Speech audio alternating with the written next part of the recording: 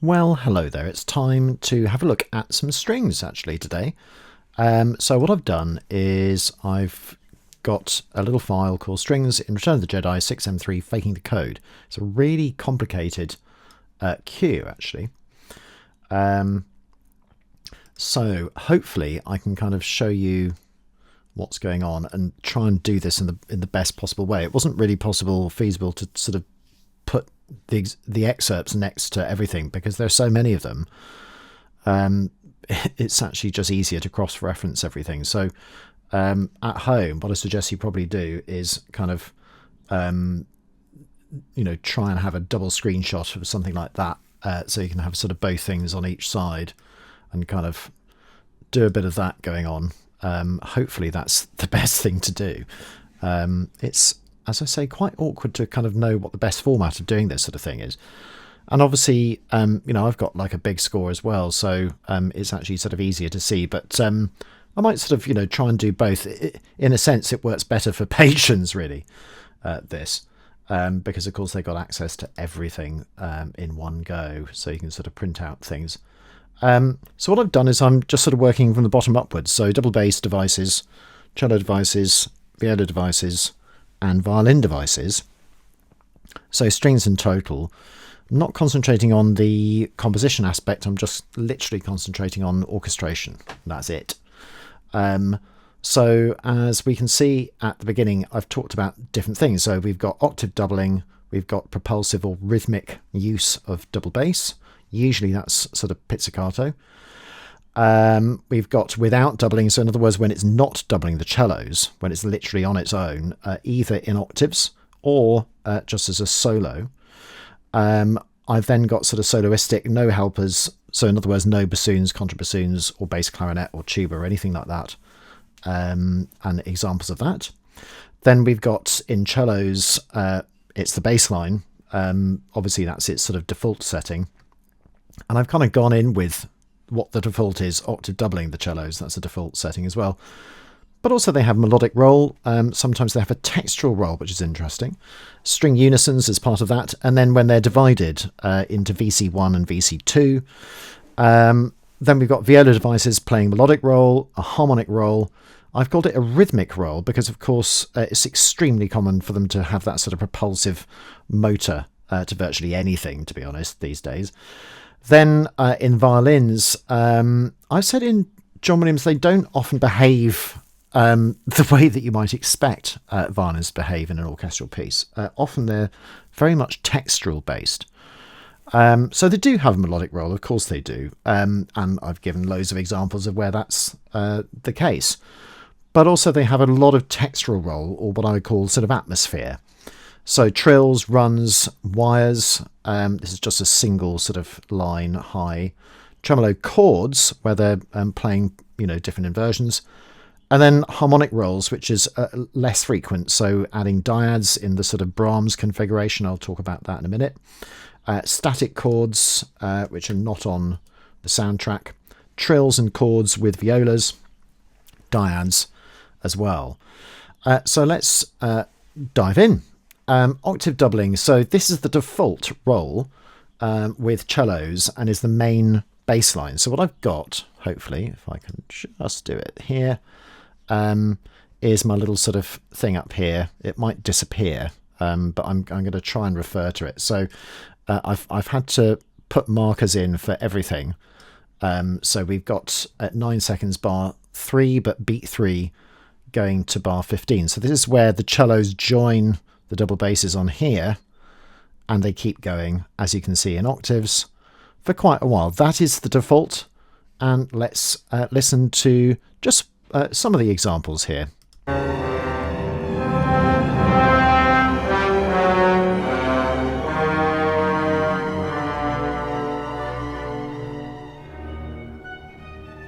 And then there's an edit, it does all sorts of different things. So I'm just going to sort of shoot on to bar 25 to 37. So let's do that. Where are we? 25 to 37. Here we go. So as you can see, again in octaves, and I've got 117. That's my little timestamp. So let's get to that. 116. Here we go. Yeah, there we go.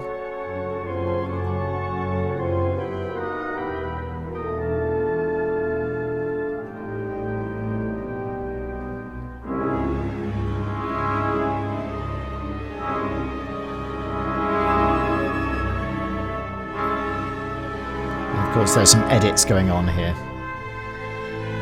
So that's picking it up here.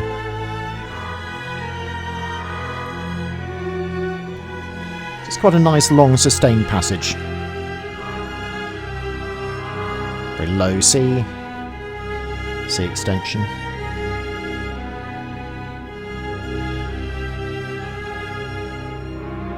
So as you can see, that's the default. I'm going to actually sort of ignore those bits for the purposes of this particular video. Go on to 5154. So we get timestamp now is 0247. So I'm going to that, and I'm going to bar 51. Oh no, I always get the oh dear, what have I done now? Get to the wrong thing. I thought I knew the shortcut and I don't. So here we've also got double bass pit, so it adds this sort of propulsive element to things.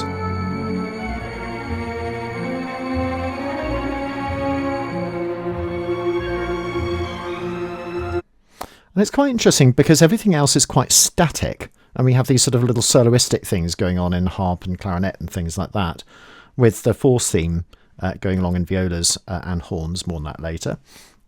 But it adds a little bit of that sort of beats, basically. And I've said it can be more complex, for example, at bar 55, 56, which is just coming up now.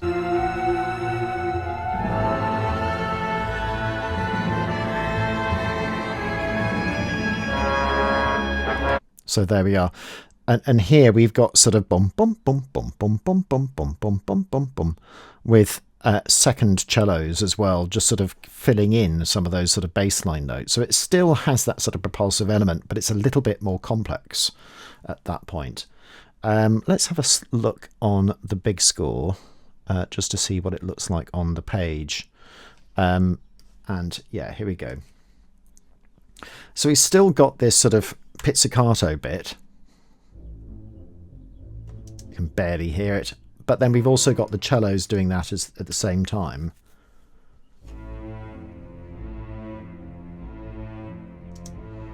Like that. Just to give it that sort of propulsive element at that stage. So we're then back into some other things. So without doubling, divided in octaves when the cellos have melodic content, that's right at the very, very beginning. And it's quite rare because, of course, what's going to happen is that, in essence, the other double bass is sort of interfering with the fundamental of the second double bass. So it's, in other words, it looks like that on the page. So it's fine for sort of small bits and also when it's piano, but they do have a lot of help. So in this case, the bassoons are also doubling those things. So I'm going to highlight that in Sibelius, first of all.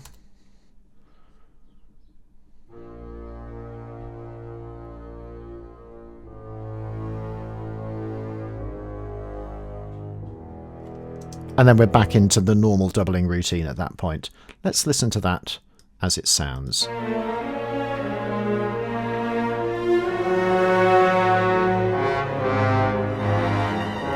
Interesting that as soon as the cellos join, you can feel that sense of power is suddenly there, actually. It's quite subtle, but it's definitely there. So, back to our short score. And that's kind of it. For this particular cue. Of course, this is not an exhaustive list. This is the sort of thing that one studies when you're studying orchestration. What are the different things that each instrument is actually doing? What's its role? What's its function? And why? So we're then on to the cello. So, of course, the main thing of the cello is the bass. It's the default. So see all of the examples under the double bass that we've just done, under octave doubling. But also sometimes it's sustained as well. So bar 51 to 54, where this is not double, but is still the bass, but with no helpers, you know, in other words, bassoons or that sort of thing. So this is 247. Let's have a look at that. 247. Got that. And we're into bars 51 to 54. So let's just go into that. So here we've got our bass line. Like that, and there are no helpers at all. In other words, there's nothing else going on.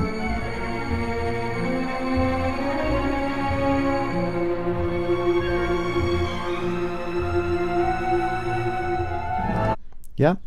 And then it sort of appears later on to 57, where we just listened to, where it's sort of that example that I did before. I'll just play it again.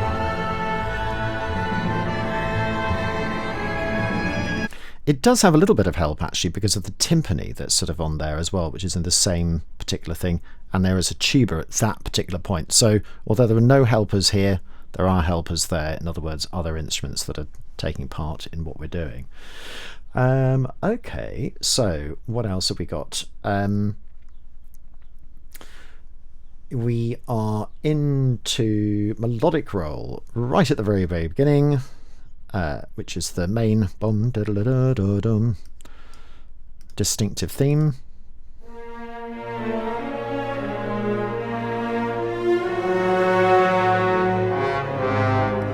So then it changes roll into the bass line. So that's an interesting sort of example of melodic roll. Here it's obviously blended with horns and violas as well, and just 2 horns, not all of them, is mezzo piano. So it does have a melodic roll in this particular thing, but that's the only one that it has. We then got an interesting textural roll, where they're adding a 5th above the double bass's root, and it's like a flat 6/5 above that. So that's at 204. Let's have a look, and let's go to it. That's at bar 37 beat 2, bar 37 beat 2. So it's this bit here. So it's the reason it's written out like that is that if we are writing a trill on C, it's going to have it's going to be C and then D flat rather than D flat and then C. That's why there's a tremolo there. Let's have a listen.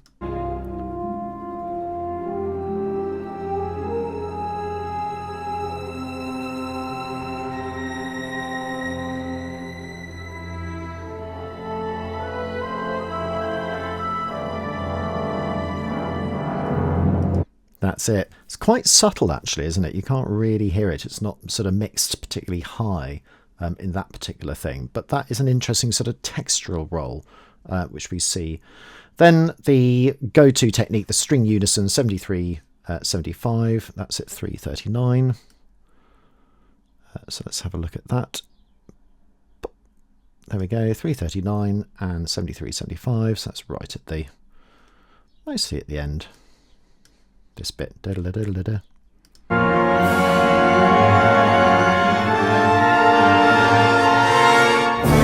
That's it. And in fact, even wind are there as well. So it's not just the string unison at that point. It's a real sort of wind up. Da da da da da da da da. Bomb. There we go. And it deploys, so to speak, as well. We've also got frequently used device, actually, generally, when you have cellos divided, because they're such a powerful instrument. VC2 often goes with the double bass, and VC1 is then free to do something else. Any of these other things, usually melodic roll, a textural roll, string unison, or harmonic roll, that sort of thing. So what is that? So 78, 79 is when they divide. I'm going to have to go into this here, where it divides here. That's the cello 2. That's the cello 1, bum, bum, bum, bum, bum. And it's just that little bit there. Oh, whoops. So we can't really see it, but let's just at least play it. 78, 79, 351.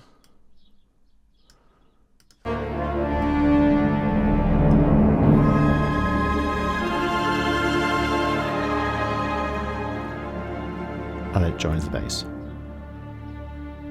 There we go. Excellent. So that is cello devices. So we then move on to the violas, the lovely violas. So here we got the melodic roll. I played that for you right at the very beginning. That's here.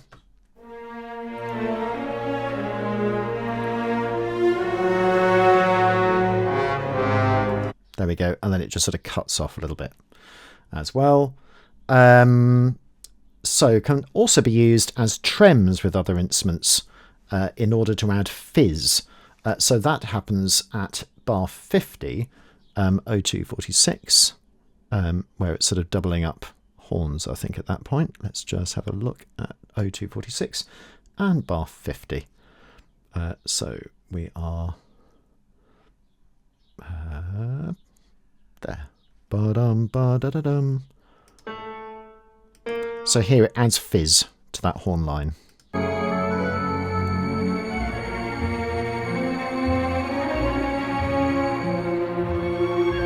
Yeah, it's interesting. It just adds that little bit of excitement to what's going on, a little bit of tension as well. Also 42 to 46 as well, just going back a little bit. That's at 221. And here we go.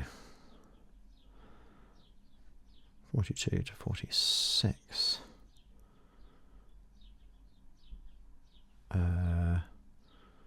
So it's where it's in unison with the violins. Ah, yeah, so a slightly different roll here. So it's here where it's actually doubling the same timbre of sound as well at that point.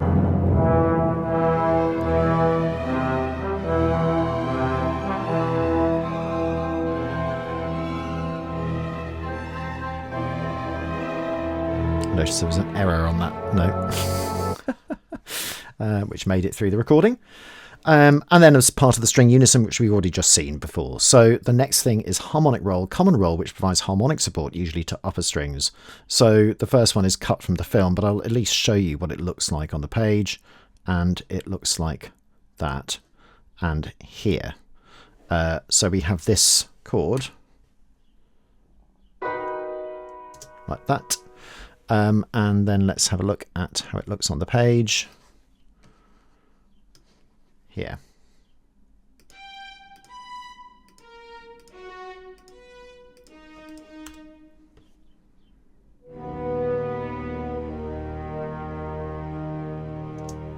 There we go. Just that. In fact, maybe it's helpful to just highlight just the strings at this point. Have they got a little bit of help? No, so it's just them on their own.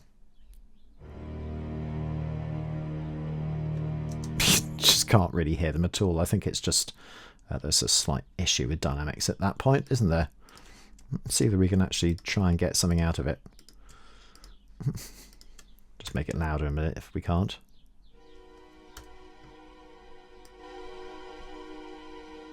There we go. Just, oh, there we go. Just a little default chord moment with violas. I'll mention it in violins as well. 30 to 36 at first with extending the chord down the register, then with adding textural 6 beneath the violin 2s. So yeah, that's often, you know, if there are not enough strings and you can't overdub anything, then that would be its role. So this is 30 to 36. So it's in this bit here. Where's my thing? Here we go. I141. And here it comes. It's quite prolific, actually.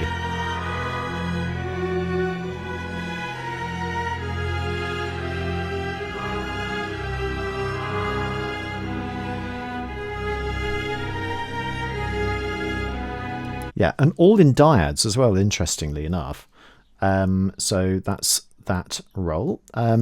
So the other one is texture right at the end. We've seen that already. Rhythmic roll, extremely common these days, propulsive motor, so 55 to 56, they become a little ostinato figure. So not particularly prolific in this particular piece or cue. So let's go to it. So this is bar 55 to 56. Here we go. So it's this little bit.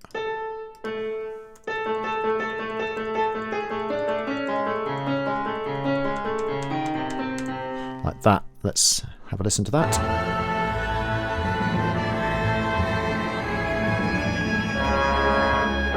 Now we can hear it.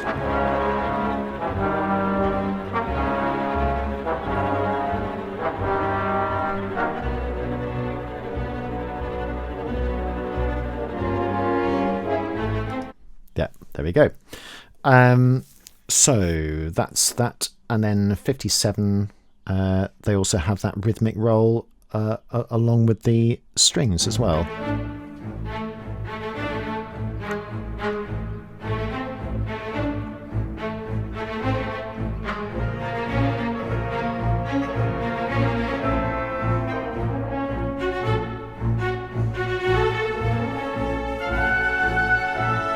There we go.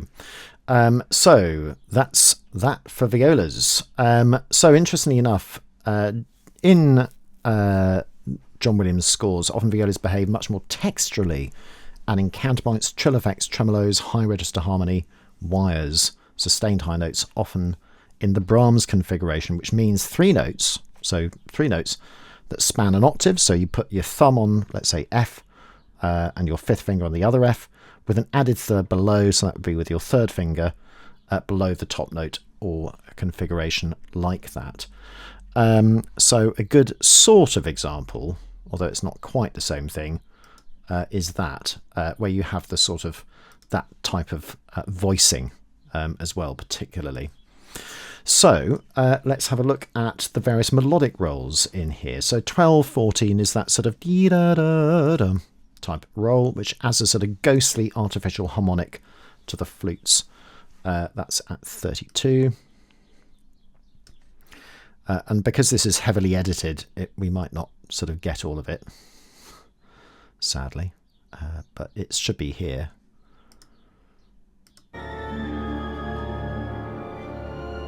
Yeah. There we go. And then it reappears a little bit later on as well. This is interesting. 37/41, a rare counter melody. So that's at 0207. So let's go on to that timestamp. And that's bar 37. So let's have a look. That's 35. Yeah, it's again these sort of quite high, wiry strings.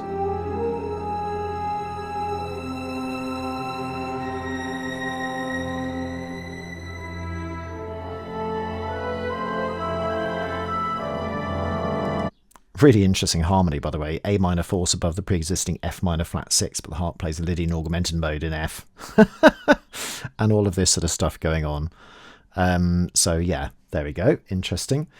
Also 53/54, that's at 0252. Let's go into that as well. So this is what you sort of do with all of this. Sort of 53/54. Yeah. There we go, just that little bit. Let's have a look at 305, where it adds the notes that it can play to the viola ostinato. Incredibly subtle though. That's at 58:03:05. That's the bum digga digga dum bit. Yeah. So it's just adding those little notes. Just that's the only ones that it can play.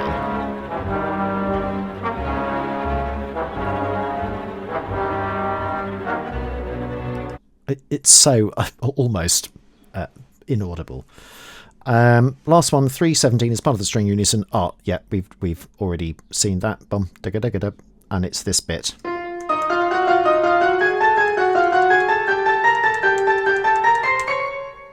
Boom. There we go.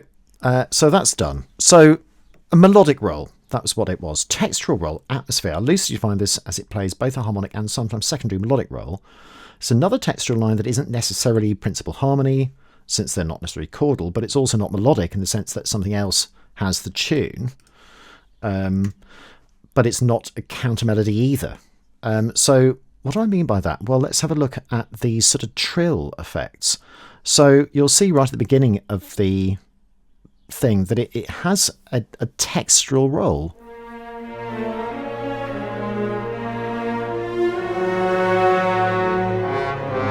The sort of bubbling.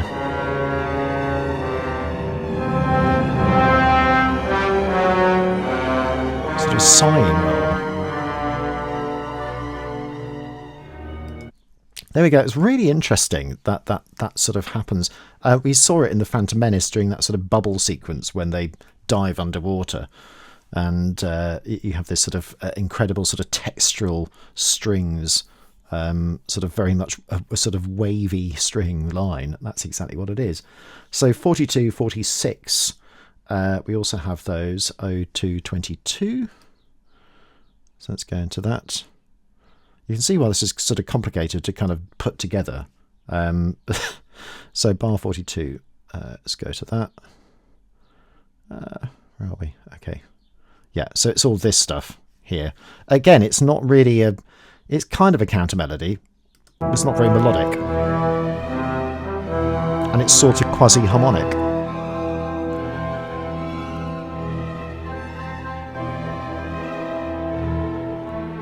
But you would miss it if it wasn't there.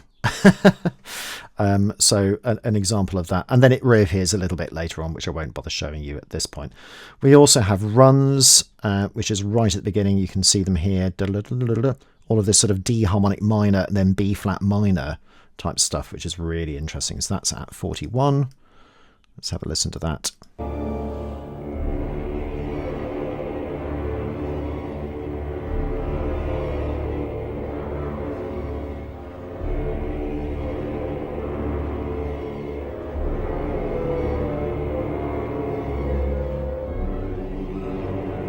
Oh, it's really difficult to play.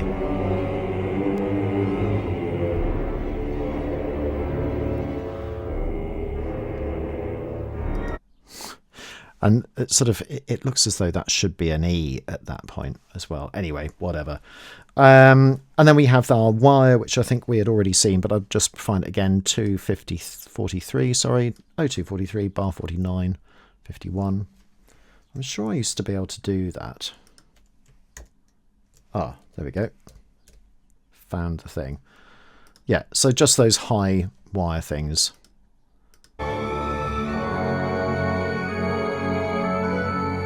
Yeah, and its function is just a pedal. And then its roll changes into the counter melody. Dum dum dum dum. And then we've got those tremolo chords right at the very, very end of the whole thing. At here.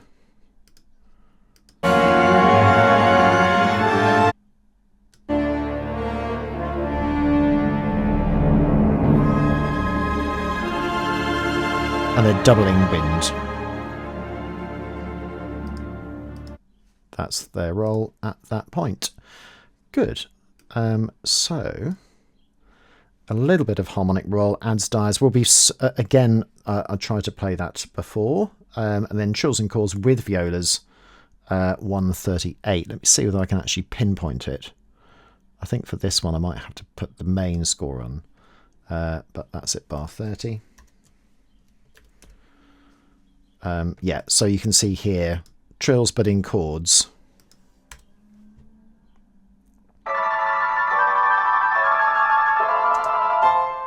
Like that. Let's see if we can play it.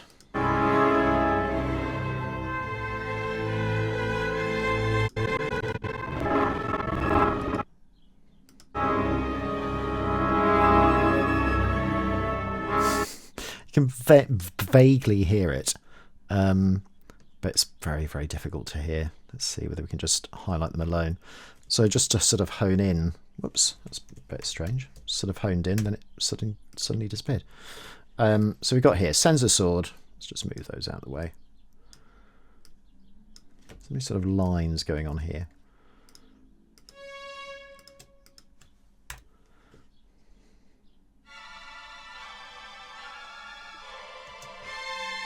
There we go.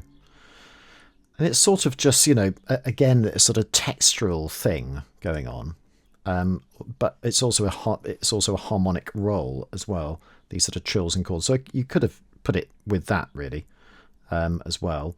And then dyads 31, 36, 01, 41. That comes in here. So here,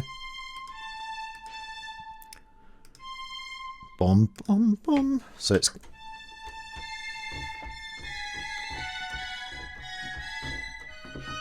It's not quite the Brahms actually here, because that would be a third below. This case it's a third higher, but it's dyadic. So we had this before, which is one of the main sort of features of that particular cue.